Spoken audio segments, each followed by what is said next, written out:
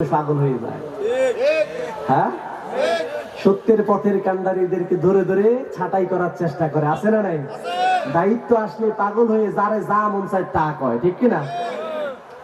ওয়ালিদ ইবনে মুগীরা বলতেছে, দায়িত্ব যেই তো দিছ, না বলি যাই কই, কিছু তো একটা বলা দরকার, সব বলছো কোনোটাই যায় না। আমি যদি বলি তোমরা মেনে নিবা, তবে মানবা যে কিভাবে? কাবা ঘরের দিকে প্রবেশের যতগুলো পথ আছেন সব পথের মধ্যে আমাদের নির্দিষ্ট কর্মী দাঁড় করিয়ে দিবেন। যেই আসবে এই বাইতুল্লাহর দিকে সবাই যেন একযোগে এলান করতে থাকে। সে এলানটা কি হবে? বলছে সে এলানটা হবে, তোমরা যা দিয়েছো তা ঠিক আছে, কিন্তু জাদুর প্রভাব থেকে সব নবীরা মুক্ত ছিল, নবীদের উম্মত মুক্ত ছিল।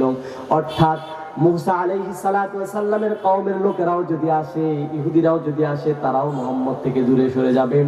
আমরা বলবো এই বাইতুল্লাহর আশেপাশে এলাকায় এমন একজন ব্যক্তি বাস করে যার নাম মুহাম্মদ ইবনে আব্দুল্লাহ, যিনি হচ্ছে এই জামানার সবচেয়ে বড় জাদুকর। নাউজুবিল্লাহ।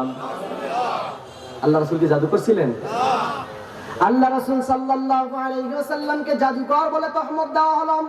বাইতুল্লাহর চতুর্পাশের রাস্তাগুলো ঘেরাও করে তারা দাঁড়িয়ে দাঁড়িয়ে আল্লাহর নবী সাল্লাল্লাহু আলাইহি সাল্লামের নামে এলান করতেছিল, এই কাবার আশপাশ এলাকায় এমন একজন ব্যক্তি বসবাস করে যার নাম হচ্ছে মুহাম্মদ ইবনে আব্দুল্লাহ, যে হচ্ছে এই জামানার সবচেয়ে বড় জাদুকর। এই ঘোষণাগুলো শোনার পরে অনেক দূর দূরান্ত থেকে হাজী ভাইয়েরা এসেছে, হজ করেছে, বাইতুল্লাহ তাওয়াফ করেছে, করা শেষ বাড়ির দিকে রওনা দিবেন। চিন্তা করলো বাড়িতে তো চলেই যাব, যেহেতু যাব, যাওয়ার আগে আর কখন আসতে পারি না পারি সে গ্যারান্টি তো নাই। এখন একবার যেহেতু এসেই পড়েছি, জামানার শ্রেষ্ঠ জাদুঘরটারে দেখে যাই। কন্যা সুবহানাল্লাহ। কত বড় জাদুঘর দেখা দরকার আছে না? মানুষের একটা স্বভাব আছে, যেদিকে বাধা দিবেন সেদিকে বেশি ছুটবে, ছাগলের মতো, ঠিক কিনা? ছাগলের ঠেলিও রাখতে পারবেন না, হে দৌড়ের উপরে থাকবে।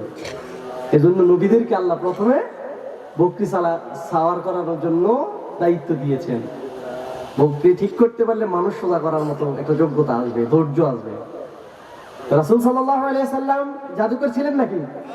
আল্লাহ রাসূল সাল্লাল্লাহু আলাইহি সাল্লামের এই অপবাদ যখন ছড়ানো হলো, রাসূল করিম সাল্লাল্লাহু আলাইহি সাল্লামকে একবার দেখার জন্য যেই ব্যক্তি গিয়েছে হজ শেষ করে, সে যে বসেছে আর ওঠে না, কালেমার তালকিল নিয়ে সে ঈমানদার হয়ে যায়। কন্যা সুবহানাল্লাহ।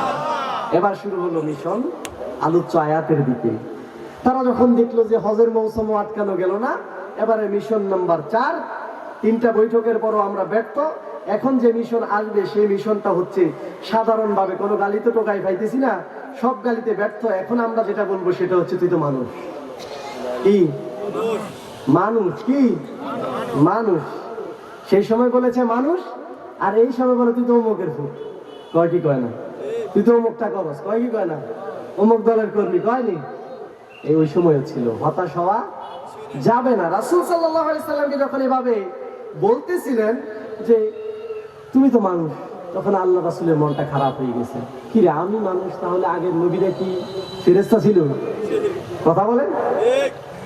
এই বিষয়গুলোকে কেন্দ্র করে আল্লাহ রাব্বুল আলামিন সূরাতুল ইয়াসিনের যে আয়াতগুলো নাযিল করেছেন, আয়াতগুলোর মধ্যে 13তম আয়াত থেকে শুরু হয়েছে আল্লাহ রাসূল সাল্লাল্লাহু আলাইহি সাল্লামকে সান্ত্বনা দেওয়া। একটা কওমের নাম উল্লেখ করেছেন, যে কওমের নাম ছিল ইনতাকিয়া। কি নাম বললাম? ইনতাকিয়া। ইনতাকিয়ার জনগোষ্ঠীর মানুষগুলো ছিলেন পাপাচারে লিপ্ত, বিভিন্ন ধরনের গুনাহের কাজ করত তারা। ইনতাকিয়ার এই জনগণের মানুষ, এই জনপদের লোকগুলোকে সাবধান করার জন্য আল্লাহ যে নবীদেরকে প্রেরণ করেছেন, আল্লাহ রাসূলকে সান্ত্বনা দেওয়ার জন্য এই আয়াতগুলো নাজিল করেছেন। এই আয়াতগুলো থেকে ইনশাআল্লাহ যারা পড়বেন আমার সাথে পড়বেন ইনশাআল্লাহ। হ্যাঁ রাজি? আমরা আলোচনার দিকে যাচ্ছি ইনশাআল্লাহ। প্রত্যেকটা আয়াতের অনুবাদ মনে রাখার চেষ্টা করবেন। অনুবাদ না পারলেও, সরাসরি না পারেন, এর ভিতরে যে মূল সহজ কথাটা আছে এটা মনে রাখবেন ইনশাআল্লাহ। আরো জোরে আরেকবার। আল্লাহ কবুল করুন। যখন রাসূল সাল্লাল্লাহু আলাইহি সাল্লামকে এভাবে বলা হলো যে তুমি তো মানুষ, তোমার কি দাওয়াত গ্রহণ করব, আল্লাহ রাব্বুল আলামিন প্রথমত জানিয়ে দিলেন ওয়াদরিব লাহুম মাসালান আসহাবাল ক্বরিয়া ইয জাআহাল মুরসালুন। আল্লাহ রাব্বুল আলামিন বলছেন তাদেরকে আপনি উপমা দেন ওই কওমের যেই কওমের কাছে আমি দুইজন নবী প্রেরণ করেছিলাম, কয়জন? দুইজন নবী প্রেরণ করেছিলাম। ইদ আরসালনা ইলাইহিম ইসনাইনি ফাকাযাবুহুমা, যখন দুইজনকে প্রেরণ করলাম তারা দুইজনকে প্রত্যাখ্যান করেছে। কি করেছে? গ্রহণ করেছে না প্রত্যাখ্যান করেছে? ফাআযাযনা বিসালিসিন, অতঃপর আমি তাদেরকে শক্ত করার জন্য, মজবুত করার জন্য, দল ভারী করার জন্য আমি তৃতীয় জন নবী প্রেরণ করলাম। ফাআযাযনা বিসালিসিন ফাকালু ইন্না ইলাইকুম মুরসালুন, তাদের কাছে আমি রাসূলদেরকে প্রেরণ করলাম। রাসূলদেরকে প্রেরণ করেছেন, রাসূল সাল্লাল্লাহু আলাইহি সাল্লামরা গিয়ে শুধু হাদিয়া নিছেন, ঝাড়ফুঁক করছেন, দোয়া পড়ছেন, মিলাদ দিছেন, আর কম্বল গাদ দিয়ে ঘুম গেছেন নাকি? হ্যাঁ, আল্লাহর নবী যতদিন পর্যন্ত কালেমার দাওয়াত দেয় নাই, রাসূল যে প্রস্তাব করত বিলফাস, সুবহানাল্লাহ, যেই প্রস্তাব দিত সেটাই কবুল, যেটাই পক্ষ নিয়ে দাঁড়াতে সেটাই বিজয়। কিন্তু যখন কালেমার দাওয়াত দিলেন, এই পরাজয় শুরু। অর্থাৎ বাতিল তাগুত দ্বীনকে কখনো সহ্য করতে পারে না। আল্লাহ রাসূল সাল্লাল্লাহু আলাইহি সাল্লামকে জানাচ্ছেন, নবী হে, আপনাকে যারা মানুষ বলে তোহমত দিচ্ছে, যারা আপনার মন ভেঙে দিচ্ছে, আপনি হতাশ হবেন না। আপনার পূর্বে যত নবী প্রেরণ করেছি সব মানুষই ছিল, কেউ ফেরেশতা ছিল, কেউ ফেরেশতা ছিল। আল্লাহ রাসূল সাল্লাল্লাহু আলাইহি সাল্লামকে আল্লাহ রাব্বুল আলামিন সান্ত্বনা দেওয়ার জন্য এই আয়াতগুলো নাযিল করে জানিয়েছেন, আপনার পূর্বে ইতিমধ্যে এমন এমন কওমের কাছে আমি রাসূল প্রেরণ করেছি, দুইজন প্রেরণ করেছি, একসাথে প্রত্যাখ্যান করেছে, তিনজন প্রেরণ করেছি, তারা প্রত্যাখ্যান করেছেন। শুধু তারা প্রত্যাখ্যান করেন নাই, তারা বলতো إذ أرسلنا إليهم اثنين فكذبوهما فعززنا بثالث قالوا إنا إليكم مرسلون, যখন নবীদেরকে দুইজন অথবা তিনজন প্রেরণ করা হলো তারা প্রত্যাখ্যান করলো। নবীরা শুধু বলেছে আমাদেরকে আল্লাহ প্রেরণ করেছে, আমরা মুরসাল। قالوا ما أنتم إلا بشر مثلنا, যখনই রাসূলরা নবী হিসেবে দাবি করেছে ও বন্ধু, তখনই তারা বলেছে قالوا ما أنتم إلا بشر, তোমরা তো মানুষ, তোমরা কি? তাইলে রাসূলকে যে মানুষ বলেছে শুধু রাসূলেই সীমাবদ্ধ নয়, এটা আগেও ছিল কি ছিল না? ছিল। আল্লাহ রাসূল সাল্লাল্লাহু আলাইহি সাল্লামকে আরো স্যাটিসফাই করার জন্য, ক্লিয়ার করার জন্য আল্লাহ রাব্বুল আলামিন সূরাতুল ফুরকানের 7 নম্বর আয়াতে জানান, ওয়াকালু মা হাযার রাসূল ইয়াকুলুত তাআম ওয়া ইয়ামশি ফিল আসওয়াক। ও নবী, তারা ওই সময় নবীদেরকে শুধু মানুষ বলে নাই, এমনি বলতে হয়, দেখ বাজার হাটে গেলে বলতে হয়, দেখ এ বলে রাসূল, এ খাবার খায় আবার বাজারে হাঁটে, এমন আছে না নাই? এ বলে দিন ইসলাম করে, এ বলে কোরআনের রাজ কায়েম করে, এ তো দেখি যে অমুকের সাথেও চলে। হ্যাঁ, যদি দিন ইসলাম করে আল্লাহর সাহায্য আসে না কেন? এরা জেলে যায় কেন? বলে কি বলে না? বলে। তাহলে আল্লাহ রাসূল সাল্লাল্লাহু আলাইহি সাল্লাম যখন মন ভেঙে গেছে, ভরাক্রান্ত হৃদয়, তখন আল্লাহ রাব্বুল আলামিন সান্ত্বনা দিচ্ছেন, হাযা ইল্লা বাশারুম মিসলুকুম আফাতাতুনা সিহর, আপনাকে যে ইতিপূর্বে বলেছে জাদুকর, এটা শুধু আপনাকে বলে নাই, তারা ইতিপূর্বে এভাবেই বলতো নবীদেরকে, নবীদের কওমদেরকে, যে তোমরা যদি এদেরকে মেনে নাও, তোমরা কি দেখো না এরা যে জাদুকর, এদের জাদুর মধ্যে তোমরা ভস্ম হচ্ছ। এই জাদুকর ঘোষণা দিছে কে? ওয়ালিদ ইবনে মুগীরা। কে দিছে? ওয়ালিদ ইবনে মুগীরা, মুরব্বী। প্রথমে বলছি না, সমাজের কল্যাণ কাজ হবে মুরব্বী দিয়ে, আবার সমাজের অকল্যাণ কাজও হয় সবচেয়ে বেশি। একটা কথা কইব, সমাজের কল্যাণ একেবারে কালখানা সব লাড়ি ছাড়ি দিবে। অর্থাৎ মুরব্বীরা সাবধান, আপনাদের একটা কওম যেন একটা সমাজ ধ্বংস না করে দেয়, একটা কথা যেন একটা সমাজ নষ্ট না করে দেয়, একটা বাক্য যেন একটা যুবকের মন খারাপ না করে দেয়, একটা লজ্জ যেন কোনো সন্তানকে দিনের পথে আগ্রাসী হওয়া থেকে রুখে না দেয়। সাবধান, আপনার জবানের হিসাব নিবেন কে? বিশ্বাস আছে তো ইনশাআল্লাহ? তাহলে জবানটা ব্যবহার করার সর্বোচ্চ সাবধানতা অবলম্বন করবেন তো ইনশাআল্লাহ? আল্লাহ রাসূল সাল্লাল্লাহু আলাইহি ওয়াসাল্লাম যখন এভাবে ইসলামের দাওয়াত দিতে গিয়ে হতাশ হয়ে গেলেন, আল্লাহ রাসূল সাল্লাল্লাহু আলাইহি সাল্লামকে আল্লাহ রাব্বুল আলামিন জানালেন, ক্বালু রাব্বুনা ইয়ালামু ইন্না ইলাইকুম লামুরসালুন। সে সময় তাদেরকে যখন বলা হলো যে তোমরা তো মানুষ, আর আল্লাহ থেকে কিছুই নাজিল হয় না, সব তোমরা মিথ্যা বলো, এই রাসূলরা তখন প্রতি উত্তরে শুধু এতটুকুই বলেছে নবী, ক্বালু তারা বলেছে রাব্বুনা ইয়ালামু, আমাদের রব অবশ্যই জানে আমাদের বিষয়, ইন্না ইলাইকুম লামুরসালুন, আমরা যে অবশ্যই কি মুরসাল রাসূল। আল্লাহ এই সূরার এই আয়াতগুলোর মধ্য দিয়ে রাসূলকে সান্ত্বনা দিচ্ছেন, পাশাপাশি জবাব শিক্ষা দিচ্ছেন, সহজ ভাষা, অল্প কথা। আপনি সেই রাসূলরা যে কথা বলেছে সেই পথটাই অবলম্বন করেন। তারা যেমন বলেছে সাধারণ ভাবে আল্লাহ জানে আমরা রাসূল, ঠিক তেমনি ভাবে আপনিও বলেন, একই নসিহা হচ্ছে, যারা দ্বীন কায়েমের আন্দোলন করো, তোমাদেরকে যত কথাই বলা হোক, যত সাজাই দেওয়া হোক, সমাজের নিকৃষ্ট মানুষ হিসেবে যদি পরিচালনা করা হয়, পরিচিত করে দেওয়া হয়, হতাশ হওয়া যাবে না। তোমরা সহজ বাক্যে বলবে আমরা জানি আমরা কার জন্য কাজ করি। জোরে বলেন কার জন্য? অর্থাৎ আল্লাহর জন্য কাজ করে। আমাদের হৃদয়ের কথা জানেন কে? আল্লাহ। হতাশ হওয়া যাবে না, সহজ ভাষায়, সুমিষ্ট ভাষায়, রাগান্বিত হব না আমরা। আমাদেরকে যত কষ্টই দেখ না কেন, আমাদেরকে হতাশ তারা করতে পারবে না। প্রয়োজনে জেলে দিতে পারবে, আমাদেরকে নিরাশ করতে পারবে, আমাদেরকে অত্যাচার করতে পারবে। আমরা জানি কালামে হাকিম বর্ণনা করছেন, আল্লাহ রাব্বুল আলামিন আগেই দিয়েছেন, ক্বালা লা ইন ইত্তাখাযতা ইলাহান গায়রি লাআজআলান্নাকা মিনাল মাসজুনি। আল্লাহ রাব্বুল আলামিন যখন মূসাকে ফেরাউনের কওমের মধ্যে প্রেরণ করেছে, ফেরাউন বলেছে তুমি যদি তোমার ইলাহের দাওয়াত দাও, লা ইলাহা ইল্লাল্লাহর দাওয়াত দাও, তোমার এই দাওয়াত যদি বন্ধ না করে দাও, তবে শুনে রাখো এই উন্মুক্ত আকাশের নিচে তোমার স্থান হবে না, তোমার স্থান হবে কারাগারে অন্ধকারে।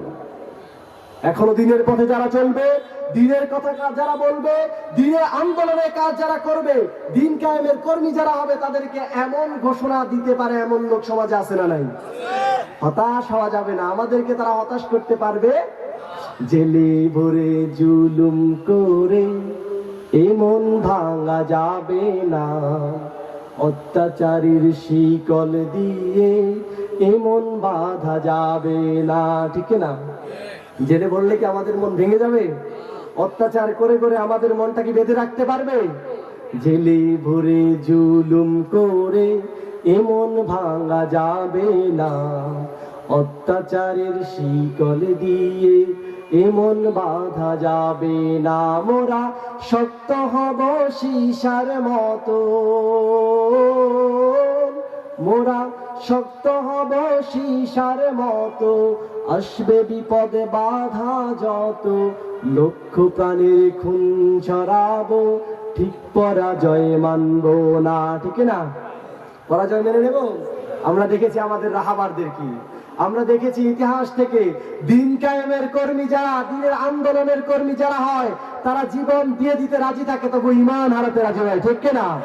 আমরা একই পথের সৈনিক হতে চাই, যে পথে গেলে আল্লাহ খুশি হয়, রাসূল খুশি হয়, যেই পথে গেলে আমাদেরকে বাতিল তহমত দিবে, তবুও আমাদের ঈমান নিয়ে তারা ছিনিমিনি খেলতে পারবে না। ঠিক না? রাজি আছি মুসলমান? অর্থাৎ আমাদের ঈমানকে মজবুত করে অগ্রসর ভূমিকা পালন করতে হবে, দিন কায়েমের আন্দোলন করে দ্বীনের দাওয়াত দিতে হবে। বাল্লিগ আন্নি ওয়ালাউ আয়া, আল্লাহ রাসূল বলেছেন তুমি যদি একটা আয়াতে কারিমাও জানো, সে আয়াতে কারিমার দাওয়াত অন্যের নিকট পৌঁছায় দাও। সুবহানাল্লাহ। আরো ধরে কোন সুবহানাল্লাহ। পৌঁছায় দাও, দরকার আছে না? পৌঁছায় দিবেন। কি দিবেন দায়িত্ব দিতেছি। আল্লাহ রাব্বুল আলামিন বলছেন, যখন তাদেরকে প্রেরণ করা হলো, তারা বলল যে আমরা রাসূল।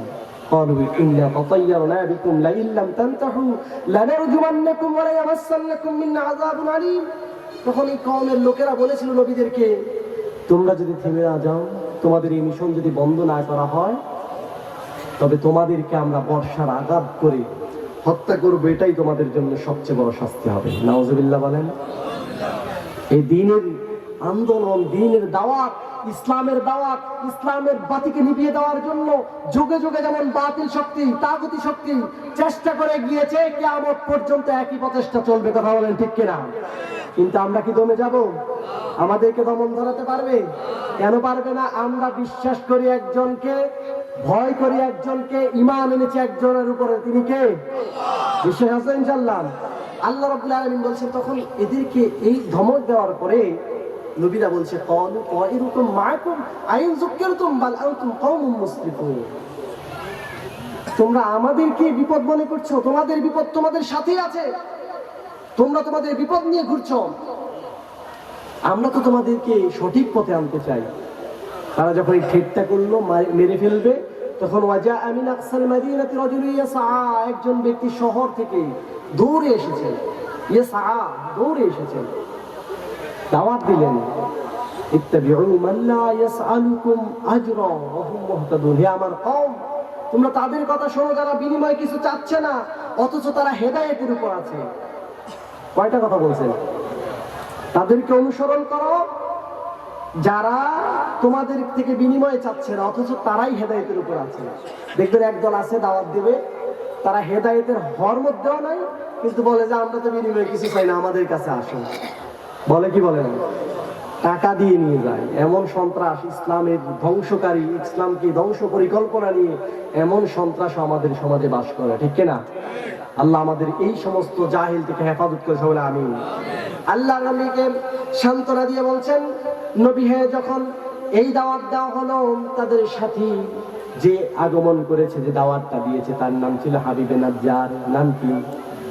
হাবিবে নাজ্জার যখন এই দাওয়াত দিল, এই দাওয়াত দেওয়ার সাথে সাথে তার কওমের লোকেরা বলল, ক্বাল ওয়া মা লিয়া লা আ'বুদুল্লাযী ফাতারানি ওয়া ইলাইহি তুরজাউন। তারা প্রশ্ন করলো, তুমি কি তাদেরকে অনুসরণ করে নিলেন? সে বলল, কেন আমি তাকে গ্রহণ করব না, তাদেরকে গ্রহণ করব না। অবশ্য আমার রব যে নির্দেশনা দিয়েছে, আমি যদি আমার রবের ইবাদত করতে চাই, তবে এদেরকে অনুসরণ করা দরকার আছে না নাই? আছে না নাই? কারণ তারা সত্য বাণী নিয়ে এসেছে। এই কথার পর তাকে হত্যা করা হলো। এই হত্যার মধ্য দিয়ে আল্লাহ রাসূল সাল্লাল্লাহু আলাইহি সাল্লামকে জানিয়ে দিচ্ছে, যখন ইন্তাকিয়ার জনগণ হাবিবে নাজ্জারকে কতল করলো, তখন ইন্তাকিয়ার এই জনগোষ্ঠীর এই একমাত্র ব্যক্তি হাবিবে নাজ্জার যখন কতল হয়ে গেল, সে বলতেছে, বিমা গফার আলী রব্বি, বিমা গফার আলী রব্বি ওয়াজআলানি মিনাল মুকরামিন। হায়, আমার রব আমাকে কি জিনিসের বিনিময়ে মাফ করে দিয়েছে, কন্যা সুবহানাল্লাহ।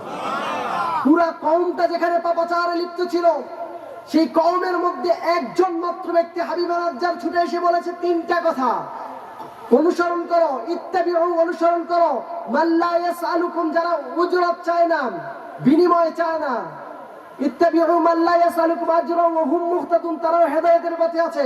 এই কথাটুকু বলার কারণে তাকে হত্যা করেছে, আর এই হত্যা করার কারণে তার সমস্ত গুনাহ মাফ করে দিয়েছেন আল্লাহ রাব্বুল আলামিন, তাকে জান্নাতের বাসিন্দা করে দিয়েছেন, সুবহানাল্লাহ। আর পুরো কওমটাকে আল্লাহ রাব্বুল আলামিন বিকট একটা শব্দের মাধ্যমে ধ্বংস করে দিয়েছেন। কি করছেন? ধ্বংস করে দিয়েছেন। অর্থাৎ এই পূর্ণ আয়াতে কারিমার মধ্য দিয়ে যতগুলো কথা হয়েছে, বিজয় হয়েছে কাদের? কথা বলেন।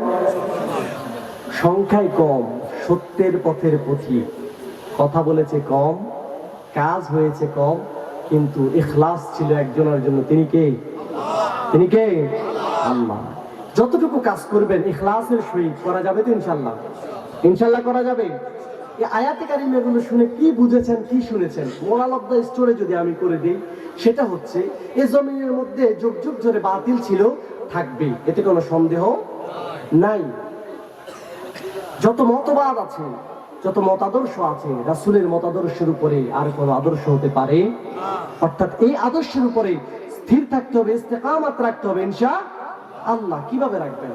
আমি একটা হাদিস, ছোট্ট রাসূল সাল্লাল্লাহু আলাইহি সাল্লামের অসংখ্য মধু মিশ্রিত বাণী থেকে ছোট্ট একটা হাদিস নিয়েছি, বাল্লিগ আন্নী ওয়ালাউ আয়া।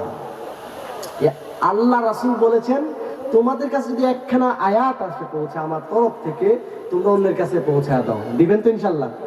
কি দিবেন? দিতেছি কাজ। নামাজের অল্প সময় আছে, এর মধ্যে আশা করি শেষ হয়ে যাবে। বিরক্ত হচ্ছেন? বিরক্ত হচ্ছেন না তো? মসজিদে নামাজ পড়তে গেলেন, সেটা যত বড় মসজিদ হোক, বাইতুল মুকাররমে গেলেন, ইমাম সাহেব নামাজ পড়াচ্ছে, এমন তো অবস্থায় আপনার একটু ব্যস্ততা আছে, আপনি মসজিদের সভাপতি, আপনি মসজিদের সেক্রেটারি, আপনি মসজিদের কেশিয়ার, আপনি যেই হন, এখন আপনার ব্যস্ততা আছে, ইম্পর্টেন্ট ব্যক্তি। নামাজে ইমাম সাহেব সূরা ফাতিহা পড়লো। কি সূরা পড়লো? সূরা ফাতিহা পড়লো। অতঃপর একটি সূরা মিলাবে, সূরার মধ্যে উনি হামিম সিজদা ধরলেন, হামিম। তানজিলুম মিনার রহমানির রহিম। এটা আপনি যদি বলেন হাসবুক, শেষ করেন, হুজুর আমার ব্যস্ততা আছে, আর হুজুর যদি এখানেই শেষ করে রুকুতে যায়, নামাজ হবে? জোরে বলেন, নামাজ হবে? হবে না। কেন? হুজুর ইমাম হয়ে, নেতা হয়ে মুসল্লিকে অনুসরণ করেছে। কাকে? অথবা নামাজ পড়াচ্ছে ইমাম সাহেব, নামাজ পড়াতে যাবেই, বলছে ইমাম সাহেব আমার একটু ব্যস্ততা আছে, বাড়িতে মেহমান আছে, আপনি আজকে সূরা আসর আর সূরা কাউসার দিয়ে সারিয়ে দেন, 3-3-6 সারাই যাবে নাকি?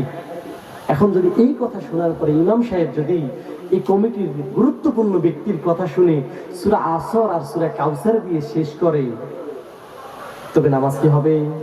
কেন নামাজের আগে বলছে না? হবে? হবে না। পৃথিবীর জমিনে ছোট্ট একটি ঘর মসজিদ, যেখানে আল্লাহর ইবাদত করা হয়। আল্লাহর ইবাদত করতে গেলে ইমাম একনিষ্ঠভাবে নিজের ইচ্ছায় যে সূরা নেবে, যে তেলাওয়াত করবেন, সেটা বাহিরে যদি মুসল্লির কোনো কথা অনুসরণ করা হয়, নামাজ বাতিল হয়ে যায়। ঠিক কিনা?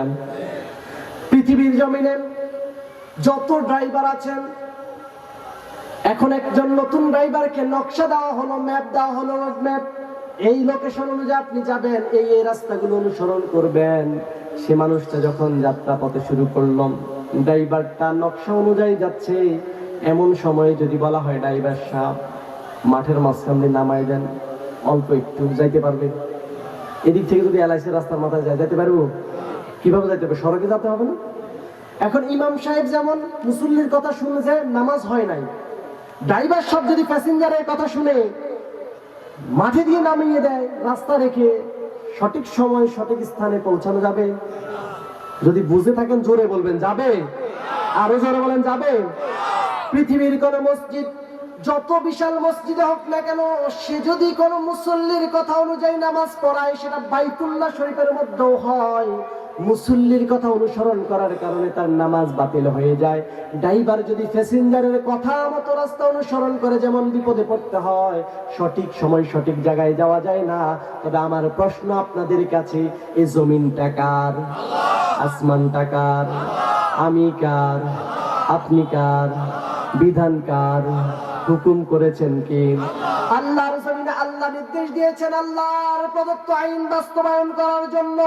পৃথিবীর ইমাম যদি নামাজ পড়াতে গিয়ে মুসল্লি অনুসরণ করলে নামাজ বাতিল হয়ে যায়, ড্রাইভার যদি নকশা বাদ দিয়ে মাঠের উপর দিয়ে প্যাসেঞ্জারের কথা মতো ড্রাইভারি করে, রাস্তা হারিয়ে ফেলা লাগে।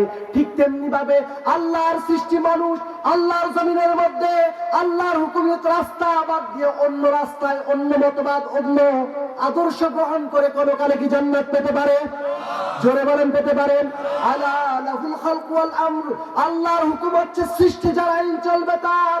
অনপরনিবাসী শোনেন, শোনো, যদি বুঝে থাকো, মসজিদের ইমাম সে একটা বিল্ডিং এর ভিতরে দায়িত্বে থাকে। এই দায়িত্বের ভিতরে ওয়াক্ত মতো নামাজ পড়ানো তার দায়িত্ব।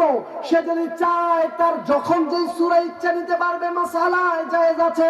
কিন্তু সে যদি চায় মুসল্লি বা সভাপতিকে খুশি করার জন্য, সে যত বড় গুরুত্বপূর্ণ ব্যক্তি হোক না কেন, সে যদি ওই কমিটির লোককে অথবা মুসল্লিকে অনুসরণ করে, নামাজ হবে?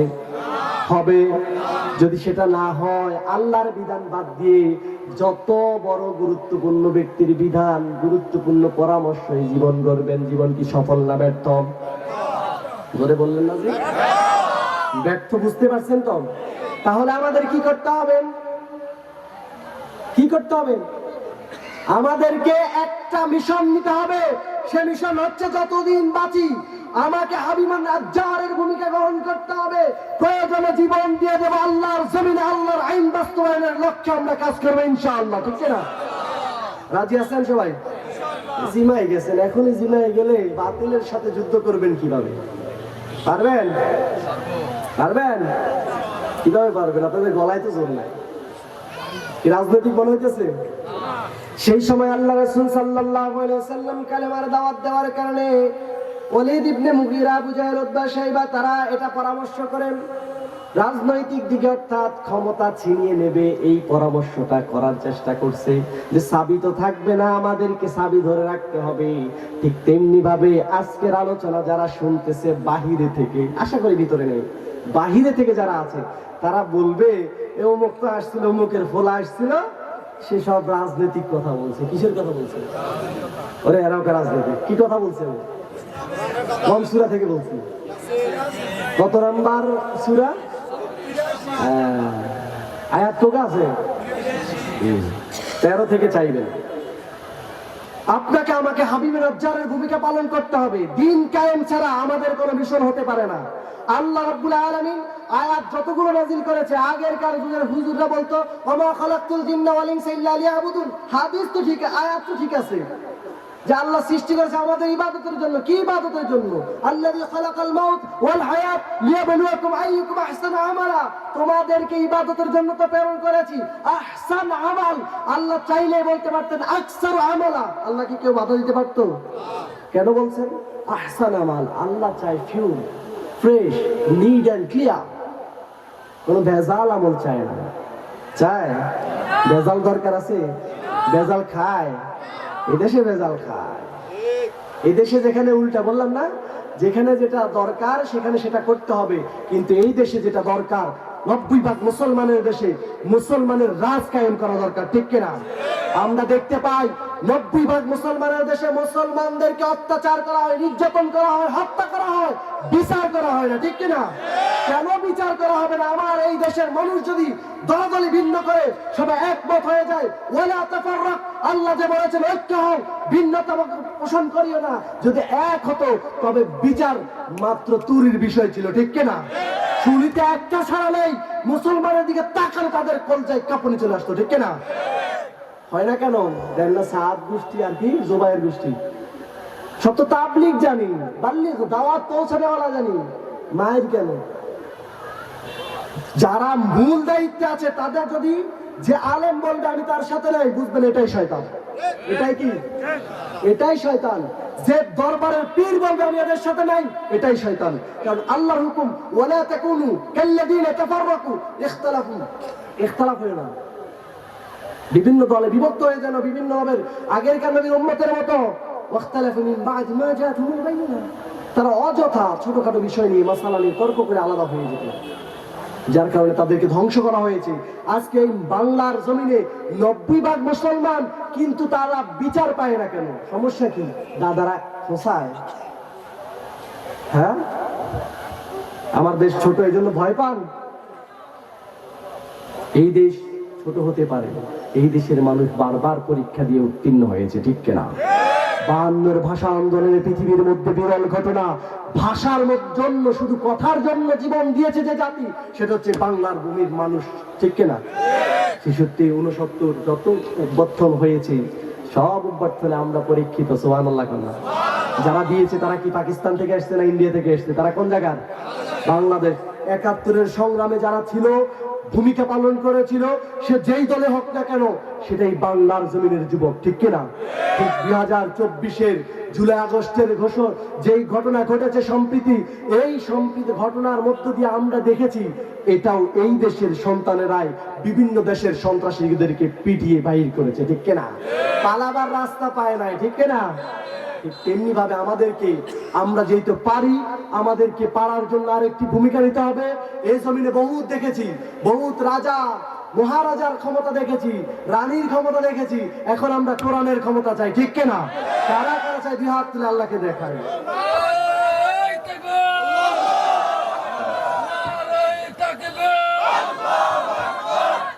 আল্লাহ আমাদেরকে কবুল করে, সবাই আমিন। তাহলে আমরা যে আলোচনা শুনলাম সেটার মধ্যে দাওয়াত হচ্ছে, আমরা প্রথমত দ্বীনের আন্দোলনের কাজ যারা করব তাদের সাথে শরীক হতে চাইবে না বেশিরভাগ। কারণ এই যদি পাপ ইসলায়, তাহলে আমারে যদি জেলে দেয়, যদি আমারে কিছু কয়, ঠিক কিনা? এটাতে সংখ্যা কম হয়। কিন্তু মনে রাখবেন, ইসলামের প্রথম যুদ্ধ বদরের যুদ্ধে সংখ্যায় মুসলমান বিজয় পায় নাই, বিজয় পেয়েছে ইমানের বলে, ঠিক কিনা? আপনার ইমানকে যদি বলিয়ান করতে পারেন, বিজয় আসবে। আর বিজয় দিয়ে আপনি কি করবেন? আপনাকে তো প্রেরণ করা হয়েছে পরীক্ষার জন্য, ঠিক কিনা? পরীক্ষা আপনি দিবেন কিভাবে? বিজয় আসুক না আসুক সেটা পরে, আপনি প্রচেষ্টা চালিয়ে যাবেন ইসলাম কায়েমের জন্য, আল্লাহর আইন কায়েমের জন্য আপনি প্রচেষ্টা চালাবেন। হোক বা না হোক, আপনার দায়িত্ব আপনার পালন করা দরকার, আছে না নাই? আল্লাহ যদি বলে যে আমার দেওয়া সময় তুমি কোন কাজে ব্যয় করেছো, কি বলবেন? একজন আজানে জবাব দেন, বাহিরে সাউন্ড দিয়ে অর্থ দেবেন, ভিতরে রাখবেন।